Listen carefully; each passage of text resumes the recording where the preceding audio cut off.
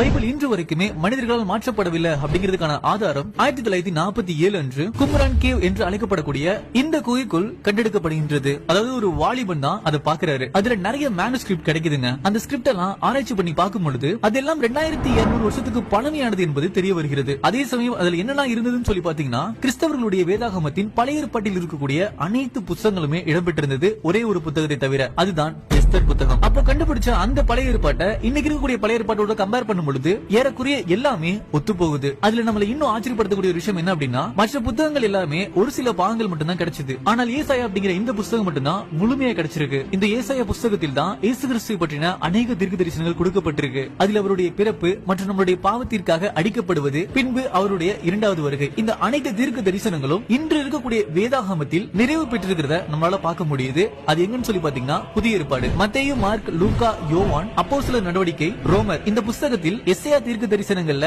அநேக தீர்க்க தரிசனங்கள் நிறைவேறி இருக்கிறத நம்மளால பார்க்க முடியுது. அதுல இருக்கக்கூடிய முக்கியமான தீர்க்க தரிசனம் இயேசு கிறிஸ்து நம்மளுடைய பாவத்திற்காக மரித்தது. அது நம்மளுடைய வேதாகமத்தில் இருக்கக்கூடிய புதிய ஏற்பாட்டில் நிறைவு பெற்றதுதான் நம்மளுடைய விசுவாசத்தை நிலைநிறுத்தக்கூடிய ஒன்றா இருக்கு. சோ யாராவது உங்களுடைய புத்தகம் மனிதர்களால் மாற்றப்பட்டிருக்கு என்று கூறினால் கவலைப்படாதீர்கள். 2000 வருஷத்திற்கு முன்னாடி கொடுக்கப்பட்ட தீர்க்க தரிசனம் நம்மளுடைய புத்தகத்தில் நிறைவு பெற்றிருக்கு. இது ஒன்று போதும் நம்மளுடைய வேதாகமம் இன்று வரைக்கும் மாற்றப்படவில்லை அப்படிங்கிறதுக்கான ஆதாரம்.